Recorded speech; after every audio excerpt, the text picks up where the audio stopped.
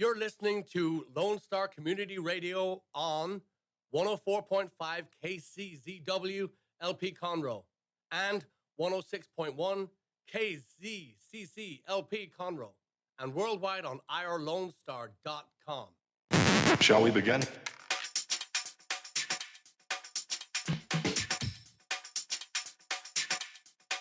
Let's begin now.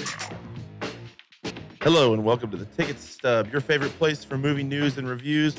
We're coming to you live, actual live, on a Thursday at noon in the studio in downtown Conroe, Texas. You can find us on 104.5 and 106.1 in Conroe every Thursday at noon. You can follow us on Twitter and Facebook. Visit irlonestar.com for information about the show and sponsorships. You can always call us at 936-647-3776. Leave a message. Give us some feedback. Let us know what we're doing good, what we're doing bad. And please don't forget to leave a 5-star review on any of the podcast platforms. My name's Connor. I'm one of the hosts of the show. Joined in the studio with my friend Chris Appel. How you doing, sir? I am doing well. Does it feel a little bit of sting to not have the golden dude in your clutches anymore? It does. I kind of got used to it sitting there. I bet you did. In fact, I'm excited to get my hands on it since I was out of town last week. Yes, hopefully we can find it. There she is. And the guy holding the golden dude. Hey. Dick, how you doing, man? Doing well, Connor. Glad to see that you arrived safely Thank you. from your jet from Aspen. Your jet. My PJ, my private jet. Yeah. No, I'm really happy that your helicopter is able to land on the roof because we were running a little behind. But we understand that there's FFA or FAA rules and we had to go around. So we had to go around a few buildings in the helicopter, and that really took some time. I appreciate it. Yeah, sorry, I was a minute late, which is why we're starting late. My fault. But glad to be here. We've got a good show today. We got some good things we're gonna do. We're gonna do some movie news as always. We're gonna do some individual rewinds, and I'm rewinding Bird Box. Have either of y'all seen that yet? Yeah. Nope. Oh, you have seen it now, Dick. I've Okay. seen it. I'm excited about your opinion. My girlfriend or fiance. Be careful there. I know. Well, but I Be guess careful. like, can you not call them a girlfriend anymore? Well, are we don't talking think so. about Aspen girlfriend or are we talking about home fiance? Well, I have one. I have one in each place. That's where I've been. Was that Tyler? Is that what his name Tyler. was? Tyler. Okay. Yeah. Hey, in Colorado, that's okay. So he's my Aspen fiance. So what's funny is Tyler's brother Spencer is a fan of the show. He listens all the time, and I think I mentioned that. Spencer texted me after the show last week. He was all butthurt that Tyler got to be on the show before he did. He'd been such a loyal listener, and I was like, well, I don't think it was intentional. He just walked in. But anyways, fiance You never know watched. those Leathermen. Yes. Fiance watched Bird Box on an airplane and decided that's the wrong place to watch Bird Box. A little bit of intensity in the movie, especially the first 30 minutes or so. We'll save that. But if you're going to watch Bird Box, don't do it on a flight surrounded by others in a confined space, especially if there's some turbulence. Not what you want to do. So we got movie news, we got rewinds, and then we're going to play a game. I'm throwing a little curveball here. It's similar but different from what I'd send to you guys. It's over under. We've played it before. So what we'll do is we'll take turns. One of you will set the bar for what you think the Rotten Tomato score is, and the other has to guess if he thinks it's higher or lower than that. Neither of y'all have any idea what it is. So whoever's trying to set it's trying to get as close as possible, and then the over under. And if they get it right, they get a point. So let's go on. Everybody doing good? Everybody's all right? Yeah, Doing good, man. All right. It's good to be back on Thursday at noon. it is. Yeah, it's nice to do a live show. Yeah. It's Chris, you're a fan of the good. live show. I am a big fan, yeah. Yeah. Anything can happen when we're live, right, guys? Yeah, anything can happen. We don't get to drone on for Well, hours and hours either. The listeners love a live Yeah. show because we can't just ramble on. But I don't know. I like the other format as Yeah. well. But it a little bit of mix of both. Good to be back in person with you guys. I watched the one with me on the computer. Mhm. It's good. Technology's nice, but there's nothing like staring you two guys right in those sweet blue eyes. Right, Dick? Yeah. Yeah. All right, let's talk about some movie news. Let's not dilly-dally because we're used to talking for an hour and a half. A couple different news stories that I sent out to you guys. The first one is about Ghostbusters. So the Ghostbusters 3 movie is coming out. Now, don't be confused by the all-girl Ghostbusters that sucked just because they felt like they had to make a female movie, okay? Don't let that one throw you off. This is going to be in the vein of the original 2 Ghostbusters. I am so excited. movies.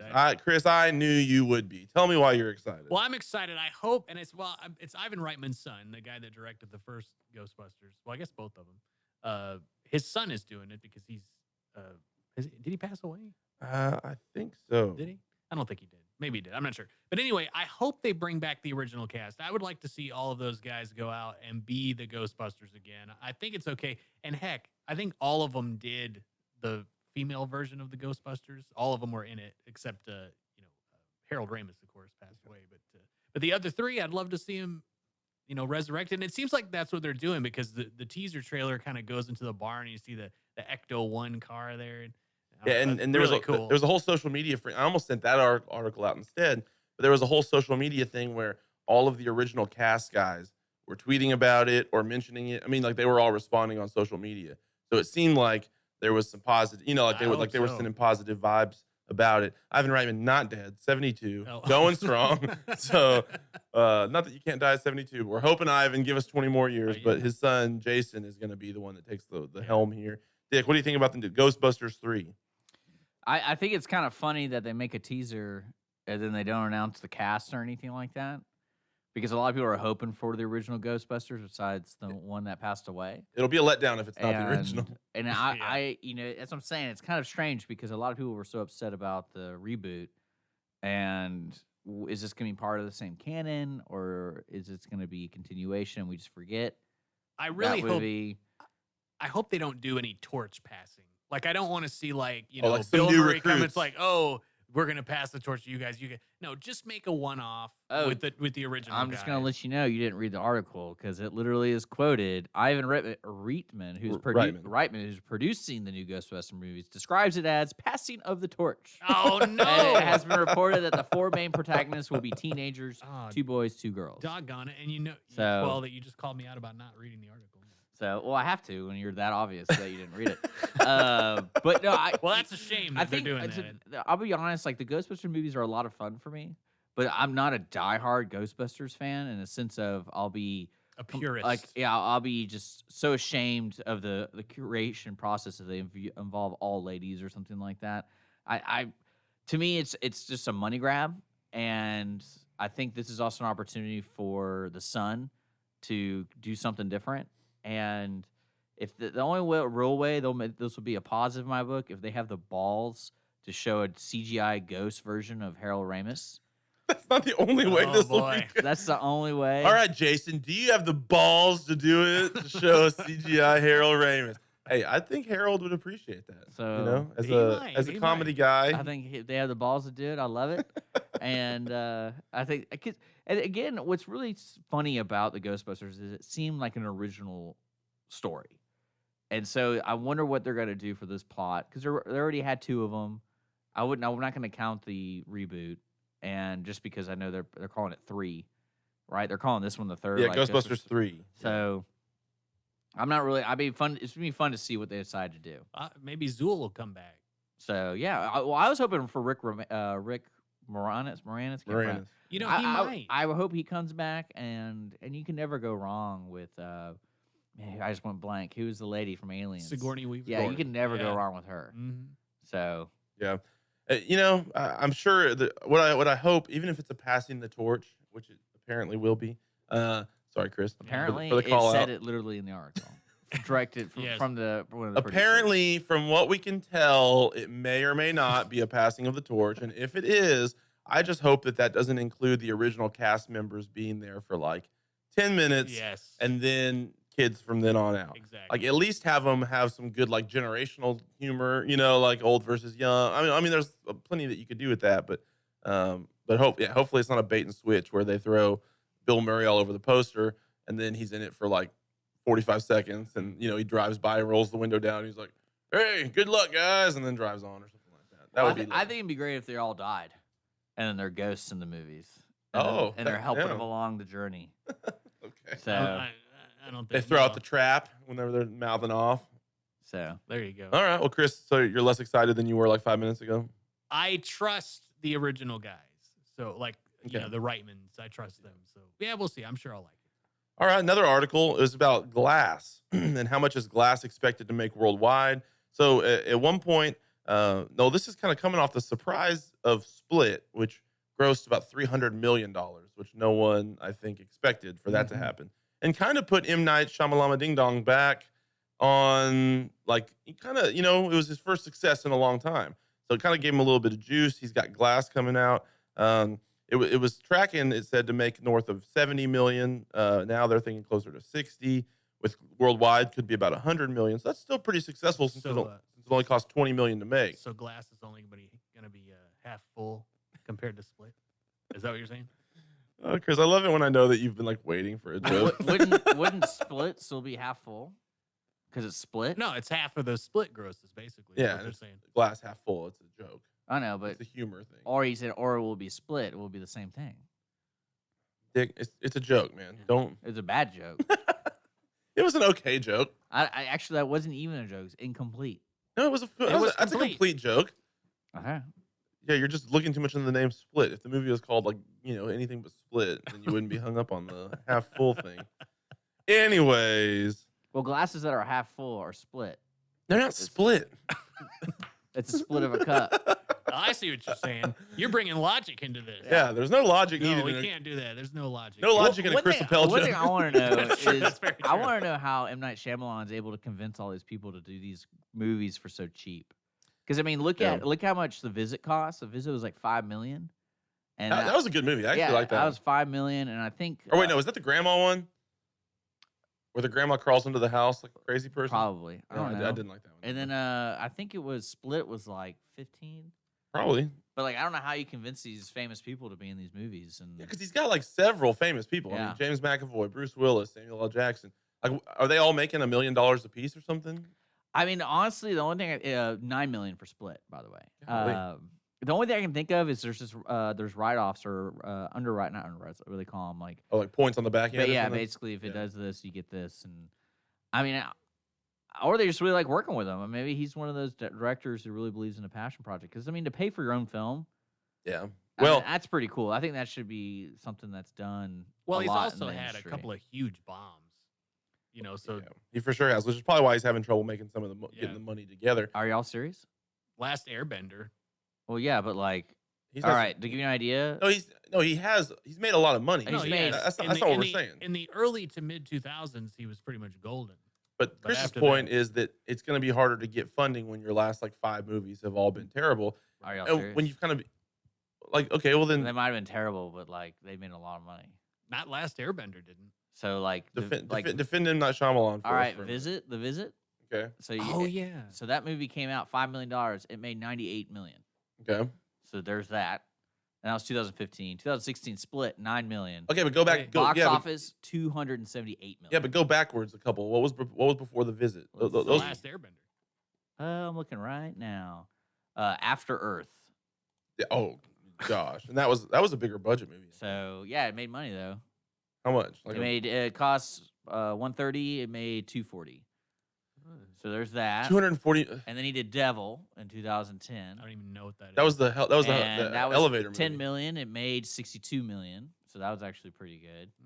Let's see. I'm just gonna keep going down the Last list here. Airbender. Last Airbender 150 made 319. Oh. So Oh my- there's who is going to see that. all I these? guess I'm wrong then. And then The Happening, which is probably the worst movie he's ever made, besides yeah. 48 budget, box office 163. Okay. So I mean, like So we I'm were looking at all incorrect, these but- movies. He seems to be making a return on them, and then a little bit more. The only thing that surprisingly enough, Lady in Water, it said 70 million, box office 72. So that Oh, wow. that barely made it out of the water. And, Oh, would you say the oh. water was half full? Ba-doom. Oh, but I know I think a lot of people don't the water was realize split. This guy makes money, but I think he also likes having a lot of creative control and him putting where his mouth is with the money. I think that's a lot of respect. It's an odd way to say that. You know, people say put the money where your mouth is. Right. Yeah, but if he So- puts his mouth is where the money. So, but I think that I like that. I think that puts a lot more creative freedom for him, and then he's able to do what he wants to do. And even though people don't like some of these movies are very unique. They're all So, unique. yeah, they definitely Glass. I mean, The Happening, like, I can't get over how stupid that movie was. Like, that was probably it's not a bad movie. It's just disappointing. Kind of the impetus for Bird Box potentially, right? Yes and no. I mean, Bird Box had its flaws in the sense of I just mean general plot, like just Yeah. general strange plot point. Glass, interested. I don't know if I'm gonna rush out and see it. As you're reading off M Night's like last 7 movies, I've seen all of them, which kind of is sad because none of them were really very good, except for Split, which I did like. But this seems like it's just gonna take Split, like the good part, and kind of go with the weird part and take that to the further degree. But we'll see how it goes. Maybe it'll make a little bit of money. Last thing, Disney working on a live action Did Hunchback you like this? of Notre Dame. And this that is how the you? musical, right? It will be a Well, it's musical. Disney's. It's the Disney. They're remaking the Disney version. Yes. So, Yes, but Well, with the live. the music in that is really good. It's really underrated compared to Disney musicals, but it's really good. So when they remake it, like no Mary Poppins, is that Disney? Yes. Okay, yeah. So when they remade Mary Poppins, the songs were all different. Well, that's a sequel, Okay, so that's not a straight remake, I guess. right? Okay. Well, this one I wonder. So they're going to take the same songs theoretically. But Beauty and the Beast. yeah, was- it's just gonna be Beauty and the Yeah. Beast. just Okay, like that. because and that was the Aladdin. same. And- Okay. yeah. I'm excited for Aladdin, by the way. But the Hunchback of Notre Dame, this will be Really? interesting. What? You are excited for Aladdin? I like Aladdin. Oh wait, Yeah, I but- forgot. Oh, Will Smith's the genie, isn't he? Will Smith, yeah. Yeah, never mind. I Yeah, forgot you saw about. the photo, right? I forgot about the Yeah, photo. it's, I was sorry. In my heart, I was just excited to see Aladdin acted out, but I forgot about the photo that we put on that we showed Yes. that was released. Yeah, Yes. never mind. I'm no longer excited about Aladdin. But Hunchback, we think it'll be good. We don't know much about it, but Well, Josh Gad is a producer Oh of it. yeah, And he hasn't confirmed that he's gonna play the Hunchback. But Oh, like the boy. reason I sent this out talk to y'all about typecasting. is if he was the Hunchback, my life would be complete. Sanctuary. Like just having him and the prosthetics, I'm like, man, you look better. Well, You I look better. want to have Danny DeVito as one of the gargoyle guys. Oh. He Hey, was in Wasn't the this one of original. those movies that like the PC crowd got really upset because the way it demonstrated the woman in the movie, Esmeralda. Esmeralda? I remember how She was like like a housekeeper kind of thing. right? but it That's was more offensive. of like he only liked her for her looks because he reflected that his looks were so bad she would never like him because she's so beautiful. I see. It's not, I remember something like that. It was pretty clever the way the I mean, PC crowd made it I sound. feel like the PC crowd's after everything, so probably so. I mean, I would totally buy that. But they shouldn't be because it's the Hunchback is about being accepted at the end. He's Yeah. accepted for It's what he not looks even like. though you're hideously ugly, people could still maybe like you. It happens every- every day. yeah. And that's Yeah. why I felt Josh Gad is perfect for the role. What they should have done to I'm just kidding. the Josh. perfect solution for kidding, the Joshy. Hunchback, they should have made him like just get real rich, and then Esmeralda liked him, and that would be more true. Yes, That would be more that would true be to more real accurate, life. yes. Yeah, you can be hideously ugly as long as you're rich, and then hot people will still want to hang out with you. Yeah. I mean, look at Donald Trump. The Hunchback. Look at that. Yes. That's so true. You see that picture Hunchback in Notre of, Dame. of him with all the McDonald's. Yes, yeah, it's so great. Gosh, he's so great. Hunchback I mean, in Notre just- Dame, yeah. starring Jeff Bezos. Oh, is he the Hunchback? Ooh, man. Kind of. He is on the prowl. Yeah, no, he's doing well. Now we're gonna get demonetized. Thanks, Chris. Oh yeah. If you mentioned Bezos' But name in I figured vain. you like that because I mean you're right. This movie was overlooked as like one of the popular Disney iconic '90s animation movies, but it's one of those things that they're gonna remake all of them, Yeah. and it's so funny to me. I want to see Little Mermaid. Yeah, That'd be pretty good. Well, I mean, they You're a probably- creep. You're a creep. You they're just want to see a They're mermaid. probably gonna do like the Aquaman people, and they're like, "Hey, give us all that technology Yeah. I'll use so we can make Can we have all your underwater footage? yeah, and then we're good." Hey, one more thing, and then we're gonna go to break. This isn't really movie news, but I just learned this recently. Thought that y'all might think it's interesting. Did you know that in movie credits, or when it's talking about like, especially the writers, like screenplay and everything like that, when it's multiple writers, if there's an "and" between their name, like the words A or the letters A and D, then that means that it was like people that worked independently on the script, but like maybe one worked and then got fired and the next one worked. But if they have the ampersand between the two writers, that means they work together as a team. People, wow. People really care about that stuff in the industry. Yeah, and it's like a whole like the whole like screen guild or whatever. Like there's rules about like the credits and how you're listing them and stuff like that, and what the "and" is. Anyways, thought that was interesting. So now, from now on, whenever you're seeing like written by blank and blank, you can know if they were in the same room writing together on a team, or if they were one replaced the other or anything like that. No? Little tidbit, you come here for the fun, you stay for the knowledge. Thanks everybody for tuning into the Ticket Stub. We're gonna go to break. When we come back, we're gonna rewind the movies we've seen over the last week, and then we're gonna play a little over under. Stick with us on the Ticket Stub.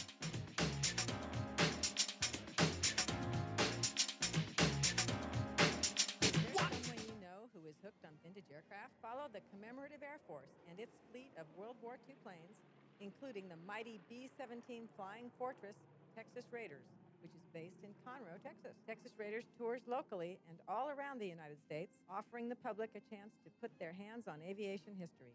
What could be a more perfect gift than a flight on a historic B-17? Taking to the sky on the iconic bomber is an experience that will never be forgotten. For the touring schedule, reservations, or more information, go to b17texasraiders.org or call 855-FLY-A-B-17. For those of you who like your partners, your gumbo, and your music salty, well, we're here to help with the music. Julian Shea here, host of Lone Star Country Nights Thursday, your weekly dose of roots and Americana and all the music that makes this part of the country special. We stir in Western swing, honky-tonk, Zydeco, Texas blues, outlaw country, and put a pinch of red dirt, and then we smoke it over a slow fire. Then listen to the results Thursday nights on Conroe's 104.5 and 106.1 and worldwide at irlonestar.com. The Ticket Stub is brought to you in part by Movie Tavern, with 2 locations serving the greater Houston area, 18359 Tomball Parkway, just north of Willowbrook Mall, and 9630 FM 1960 Bypass West, across from Deerbrook Mall. The Ticket Stub is sponsored by Movie Tavern. Movie Tavern. Movies never tasted so good.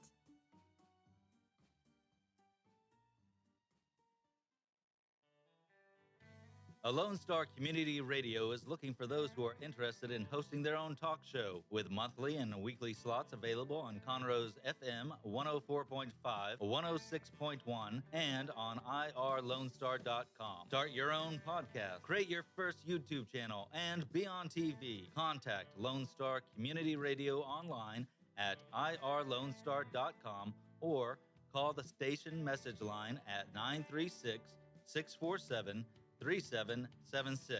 to take your first step into the radio world.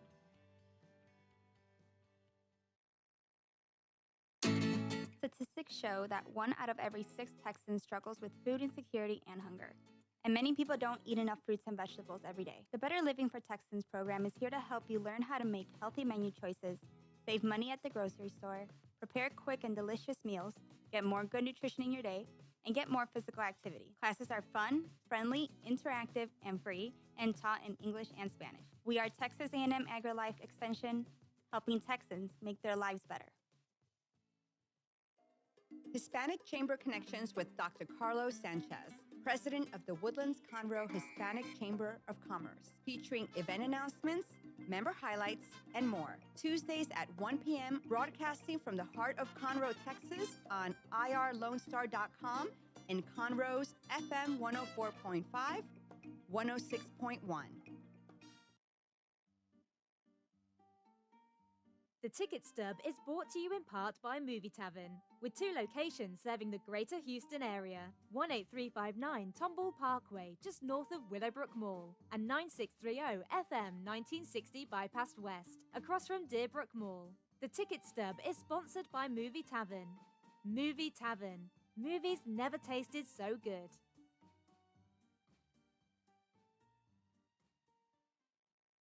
Let's begin now.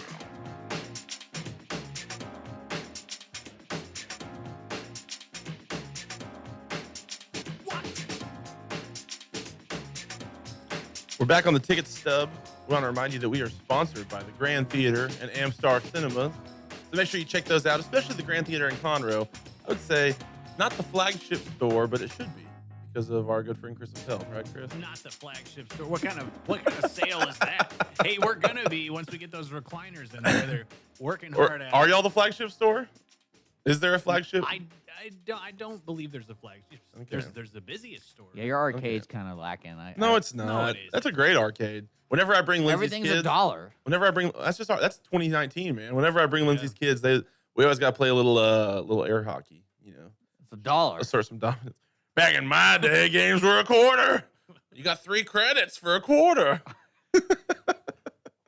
Oh, go visit the Grand Theater in Conroe or wherever there's one nearby, or an Amstar Cinema. Yes. And they even have, some of them even have a full bar now. They do, yes. Some of them do, yes. And we are actually going to get a full bar. You are? as well. Where's it going to go?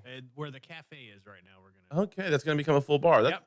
That's probably a good spot to put one. That'll be great. Yeah. Will they still serve alcohol out of the other stations? Yes, I believe we will. Yeah, that'll Okay. just be like a Simpler? like a hard drink.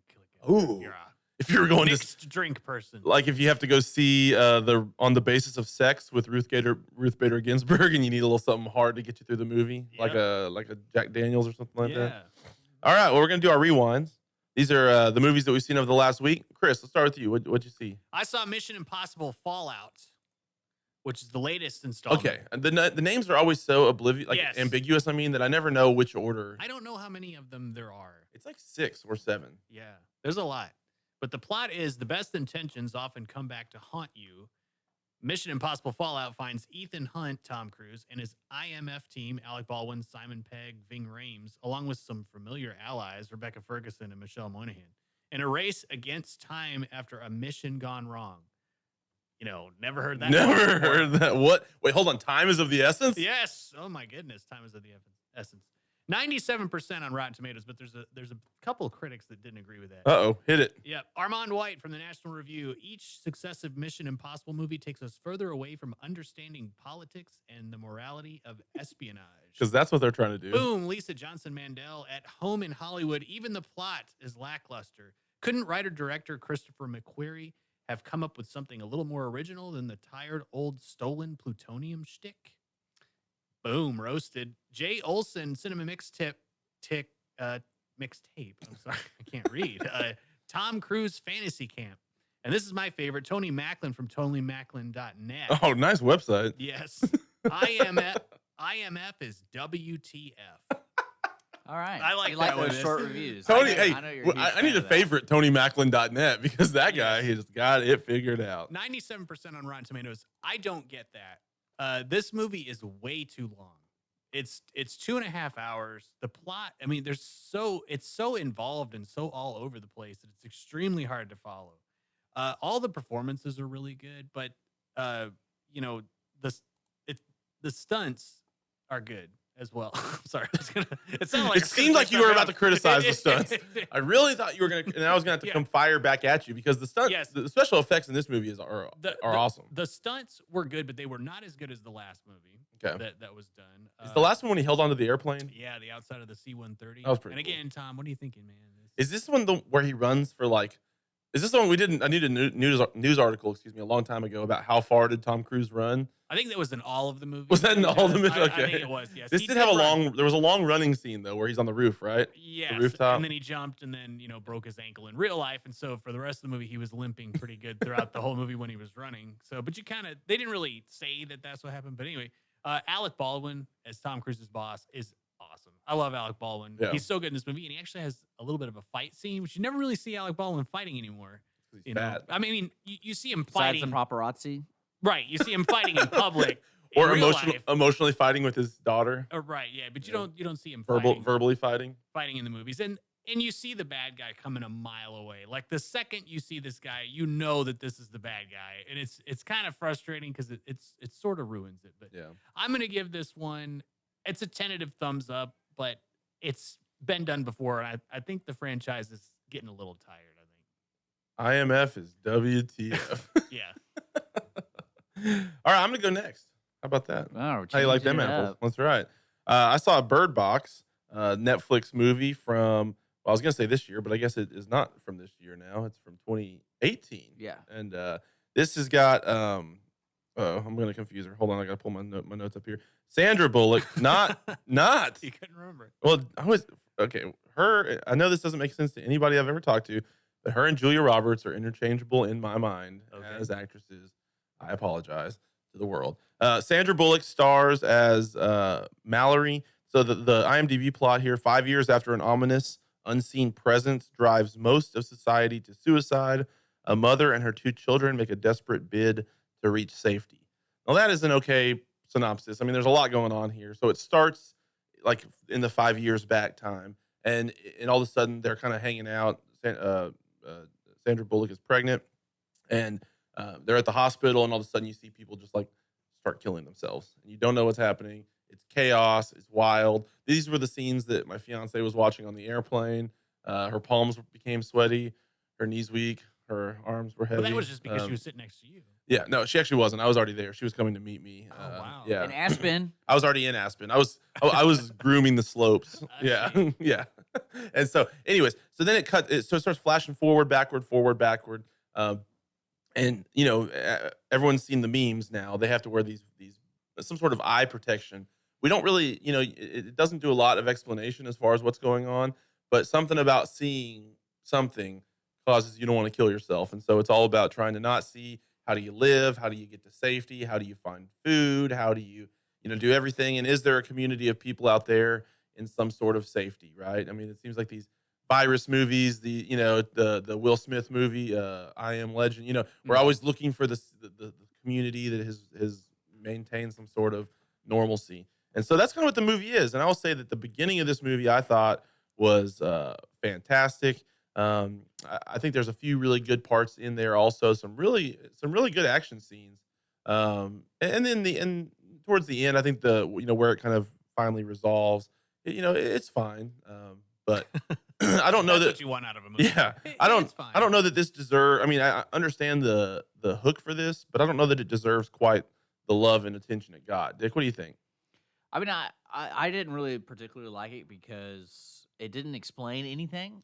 Very little. And Yeah. even the production of it didn't even follow their own guidelines. Like, to give you an idea, they see this incident and they want to commit suicide, but like when her sister at the very beginning kills herself, she was looking at her sister while like sadly walking to the right to get hit by a car. I'm like, all right, so if these people are getting taken over mentally, why would they be looking at each other? She would immediately just run to the street and run in front of the car. Yeah, that part that was just for And, emotional. well, that's what I'm saying. Like, yeah. and I thought that was kind of BS because you're trying to build this world of people see these creatures and they immediately grab the first thing they can and start beating themselves with it. I get it, Yeah. but they didn't do that with a lot of the deaths, and I was like, that's kind of overdoing it. Yeah. And They had some gruesome deaths. well, I know, but like Yeah. when you're building a world, there's got to be some rules to this new world you're building, and they didn't really go through it. Like, there was a cool scene where they strapped this guy in because he was going to look at the security cameras to see what outside looks like. Well, clearly he saw whatever it was to commit suicide. And you just hear the thuds. So clearly he was doing his best just to kill himself. And they found him, his head's beat in or Yeah, whatever. luckily, he caught his head on the edge of a granite countertop or something. Yeah, and see, that's one thing I had an issue with the thing because it was one of those movies that basically was written. It wasn't written to be tight. It was written to be shocking, and then they kind of made it up as they went. You could totally tell when they were like, "Oh, hey, insane people can see the creatures and basically do the creatures' bidding, but they're not really doing the bidding because they seem to be freely living." Yeah. Does that make sense? Because there's a couple insane people in the movie who did what the plot you thought they were going to do. They were trying to like open your eyes and like look. But then there's other crazy people who were like trying to infiltrate the camps and stuff like that. I'm like, so they're smart. Like I didn't really, what I'm talking about? Yeah. Because if you see these beings, you're supposed to be taken over by it. Yeah. And that's the one thing I didn't really like. It didn't really fulfill my sci-fi fantasy. And plus, Sandra Bullock, Tell me what's your fantasy? the spoiler for her. That song? I mean, I Ja wanted Rule? I wanted to get a good video of her killing herself, and I didn't get that. It would have been great to see Sandy. know. Yeah. Well, I mean, You don't know Ja Rule? No, I don't know. Tell who me that what's is. your fantasy?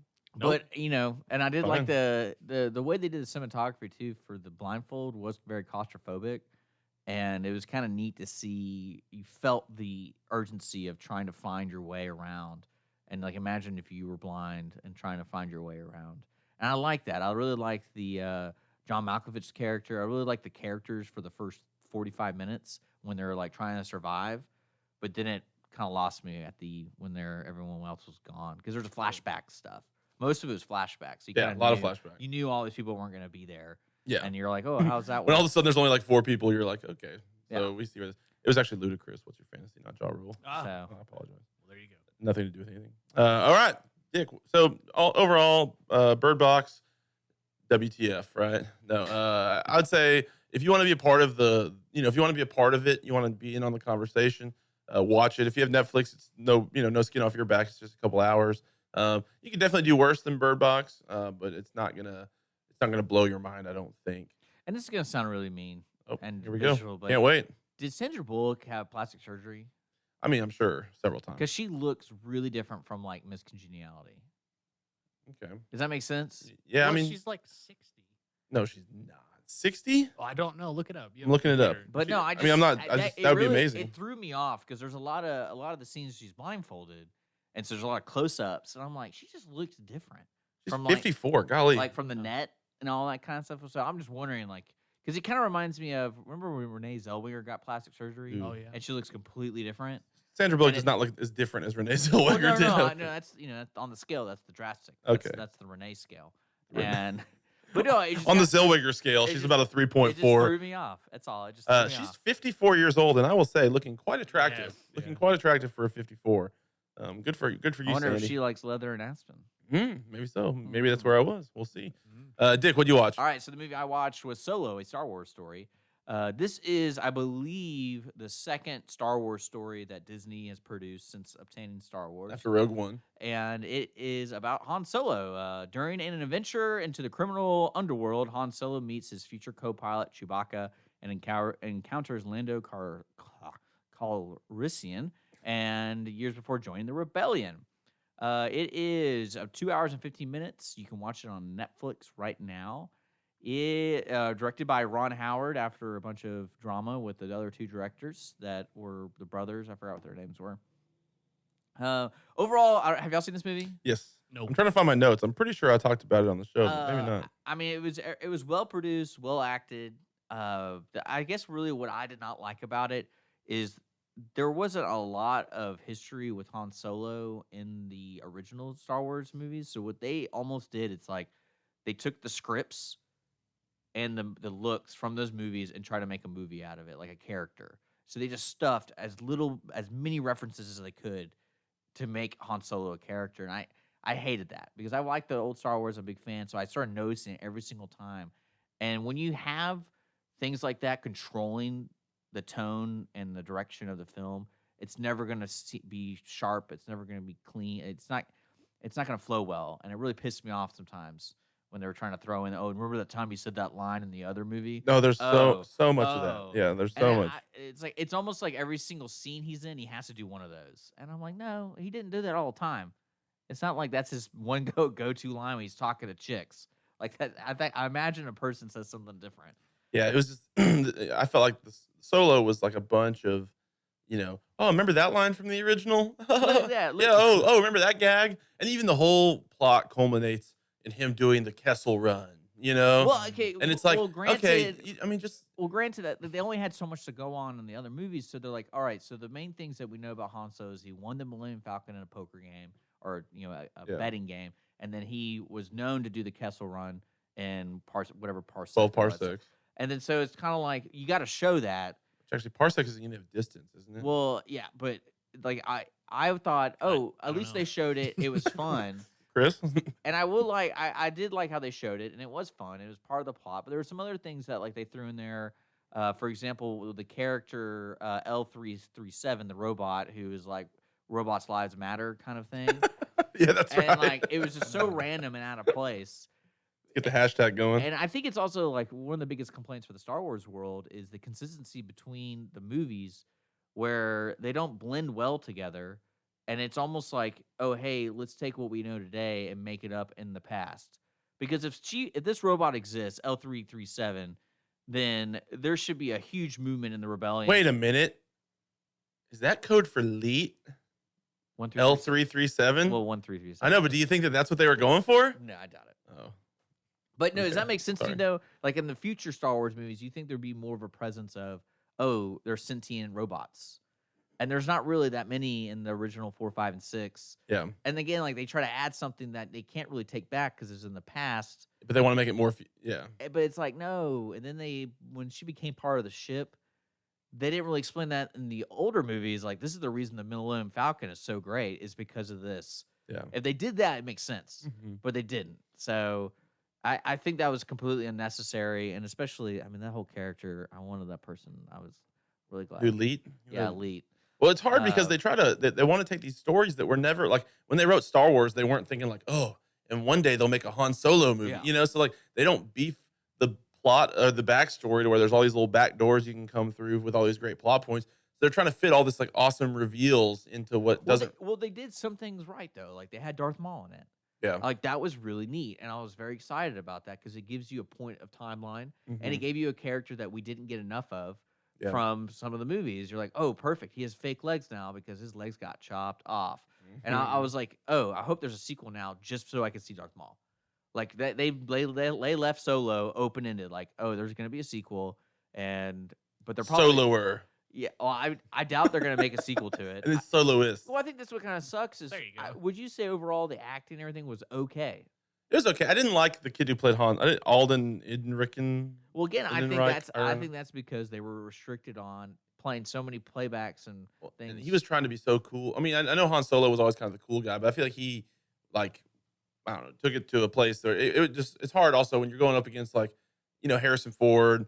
It's hard to really come Well, behind that. I was really trying to find the moment where, okay, you remember similar to like James Bond. Remember like the newer James Bond series? It really humanized James Bond. It gave you a little bit of who he was. He was an orphan. Mhm. He really loved Vespa, but something tragically happened. Vesper. Vesper, sorry. He loved a nice Vespa Well, ride. and he changed Yeah. from that. Yeah, And I was hardened like- his heart. Yeah, well, I was waiting for Solo to really go through that, and it really didn't. It was just like, oh man, that girl I liked, I'm not with her anymore.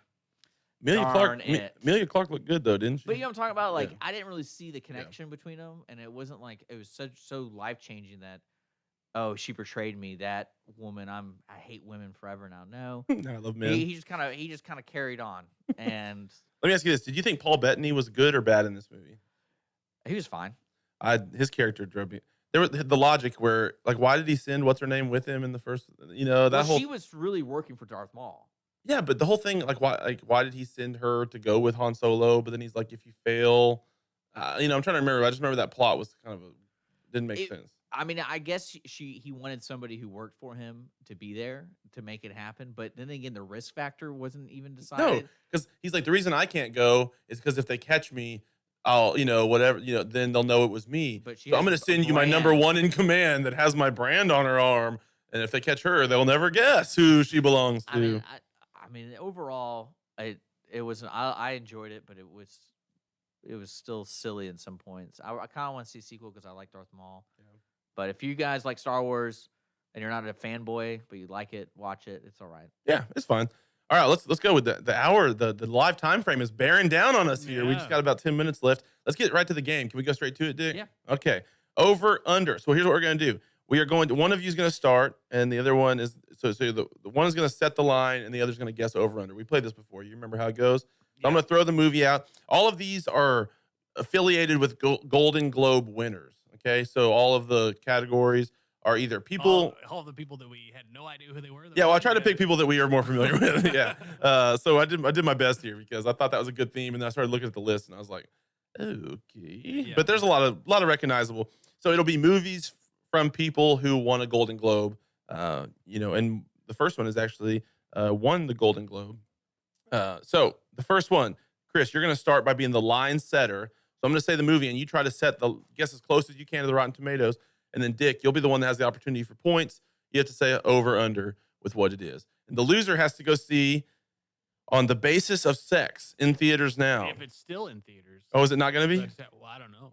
Okay. If it's not, then we'll see that dog movie. The Dog Purpose or whatever. A Dog's Purpose. On the way home. On the Dog's Life of Purpose. A Dog's Way Home. A Dog's Way Home. So Purpose isn't in it at all? No. Okay. Or Bumblebee. There is a movie called A Dog's Purpose. Okay. Well, you have to see a movie about the story of Ruth Bader Ginsburg, her struggles for equal rights, and what she had to overcome in order to become a female U.S. Supreme Court justice. I bet that's hilarious. Well, no, my favorite critique of it was this one person was basically complaining that why are we making these movies about people who aren't even dead yet? Yeah. And he goes point in case, or case in point, if Ruth is watching this movie, she's watching herself have sex with her deceased husband, and how kind of like messed up that kind of is. They have a sex scene apparently. Oh, in they the do. movie, and her husband's today dead. That's sad. So Yeah, Well, that- she works out every day. RBG does? She does. RBG, I say WTF. Am I right? What does she do? Like CrossFit? It's something. No, yeah, it's very similar. Like, yeah. she probably does the pool exercises. No. It's Oh, not. what is she? Yeah, Look it up. She's Look it doing up. wads. She's doing like pull-ups and stuff. Yes. Is there YouTube of this? Yeah. Can we watch RBG do like You high can. intensity interval You training? can. She does jujitsu. We all Okay, know well, I'm that. going to check that out for sure in my spare time. All right, Chris, first one, set the line. This is First Man. So you set the line at the Rotten Tomato score. So Justin they won for best score, I think. The Golden Globe, Justin Hurwitz. I'm gonna say 78.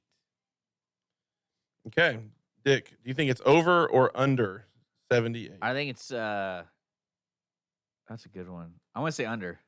Under. So you think it's less than 78? The Yeah. actual Rotten Tomato score, 88. Oh wow. All right, so Okay. Chris gets the point there All because right. he tricked you. Tricked you. You didn't even see it coming. Look, I can see your screen. I want to zoom in. Can you really? With what camera? Oh, that. Oh. All right, next up. I'll just change cameras. Oh, dang it. You got cameras everywhere in here. Okay, next up. Dick, you set the line. Fatal Attraction. This is Glenn Close. Oh, I Glenn would Close. say 68. Okay, 68. You think over, under? Oh, it's definitely more than 68. It is 78. Okay. Sorry, Chris. Sorry, Dick. 2 points to Chris, 0 points to Dick. We have 5 minutes, by the way. Hey, that's perfect. Next up, Bradley Cooper won for All About Steve? Whatever the other one is. So this one is Limitless from 2011. Man. Chris, set the line. Limitless. 70 straight up. 70 straight up. All right, Dick. Below.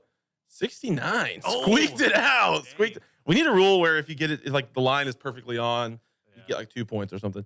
Okay, Dick, set the line. Patricia Arquette won a Golden Globe, and she was also in the movie Little Nicky from the year 2000. Okay, I would say 50. Oh, see, this sucks. So like, I'm gonna say 61. 61. I'm gonna definitely lower. It was 22%. Dang. Little Nicky was so stupid. When I saw that in like her IMDb, I was like, oh, I remember that movie. Yeah. Gosh, that was You know what movie I saw is that Theory and Everything with Yeah. Holly, uh-huh. and I couldn't stop laughing Why? because That's offensive, dude. well, no, is because I always try to imagine this guy going, all right, how does Stephen Hawking go through like the 10 stages of Lou Gehrig disease? Yeah. And he literally probably sat there for months practicing the different levels of what your body does. Because Holly knows all about the disease, so she went through it, and I was like, so you're telling me this guy sat there trying to like put his feet in and then cramp his like right arm, and then especially when his jaw started like. What made you think about this? Because the way his Nicky. Little Nicky. Little Nicky. well, I had to turn on the subtitles because I couldn't understand him. Yeah. And I was like, I wonder like how long it took him to be able to speak like this because of what was going on with actual Stephen Hawking's body. Because the disease itself is horrible. It's just really weird to me that someone dedicated their time to pretend to have ALS. I have no idea why you thought about that. Yeah. But Yeah. Little Nicky, man. All right, next up. So who set the Little Nicky line? Dick? I did. All right, Chris, you're up now. Viggo Mortensen won for Green Book. Yeah. He was also in a movie in 2005 called History of Violence. I'm gonna say that's an 80%. I think that was well reviewed. I would say higher. 87%. Oh, So Dick gets the point. It's That movie's pretty good. Did you see they're going to do a sequel to Easter? I think it might be a prequel to Eastern Promises. no, I didn't know that. Oh, wow. Yeah. All right, 3 for Chris, 2 for Dick. We've got 3 left. Dick, you're setting the line. Christian Bale won for Vice. In 2006, he made a little movie called The Prestige. Okay. I would say 81. Okay, 81. Higher or lower? I'm gonna say higher. That is a fantastic movie. 75. Oh. Ooh, 3-3, all tied up. Dang. Okay, Chris, setting the line. Wall Street. Michael Douglas won 1987. Wall Street, the original Wall Street. 80. Okay, 80. Dick, higher or lower? Lower. Lower. It is 87%. So 1 for Chris. All right, we got this one here, and then I got a tiebreaker just in case. Chris or Dick, set the line. Alfonso Cuarón won for whatever movie he did for this year. I can't even remember. It's Roma. But he also made in 2006 a movie called Children of Men. I would say 88. 88. Higher or lower? Lower. Lower. It is 92. Ooh. All knotted up. All right. So now I am going to throw this one at you. Dick, have you already looked at the Rotten Tomato score for On the Basis of Sex? No. Okay. That's going to be the new one just because I needed one more because I made the wrong odd and evens. Chris, you're going to set the line for On the Basis of Sex. How is that? Why don't we both say what we think? Okay, let's do that. Yeah, and then whoever's closer. All right. On the Basis of Sex, you have to set it that way you don't work because then you're just going to work off the other person. Hmm? Like if you say 71, he might just say 70 or something like that. I'll say 65. 65. All right.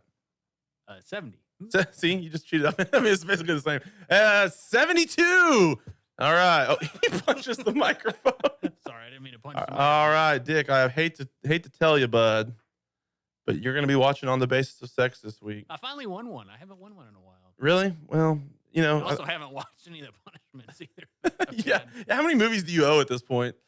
You know, Princess Mononucleosis. I For think just the sure, one. you owe Yeah. that. How about you watch that this week? How about you quit Well, dilly I'm gonna dallying? try to get it. I haven't had a chance. Christmas is over, so you don't have any excuses anymore. Oh, I'm man. so busy. Well, I am Oh, I'm busy. working all the time. I am busy. All right, what are we gonna watch next week? I'm trying to figure that out right now. Theory of Everything. No, you're gonna watch that? Yeah, I'm gonna watch that. Okay, well, I've already. No, you have to watch Basis of Sex. I can watch that. I got plenty of time. Okay, well, great. Chris, That movie's so great. It's gonna be in theaters for like 7 weeks. Oh, I want to watch that one on Netflix with Chevy Chase and Richard Dreyfuss. Yeah, I watched that too. Which one is that? The Something Last about Laugh, is home. that Yeah, it? or something about home. Last or- Laugh. something Okay. Like that. I Cool. don't know what it's called. I'm gonna try to check out either Replicas, which is getting unfortunately terrible reviews, or The Upside, which is the remake of a French movie that I saw part of a long time ago. People So- are really liking that one. Yeah. They are liking it. Yeah, the French movie was really good. It's called like the Intouchables, not Untouchable, Intouchable. Intouchables, yeah. All right, well, thank you guys for listening. Make sure you tell a friend. Thank you to the Grand Theater and Amstar Cinemas for sponsoring the show. Hope you enjoyed it. And since we're running late, we got to give away our tickets on social media. Yes, so check out our social media. We'll be doing that over the course of the week. And join us next week. We'll be back for more fun and frivolity. I'm sorry, that's so stupid. I can't even finish my thing. For Dick, for Chris, my name is Connor, signing off on the Ticket Stub.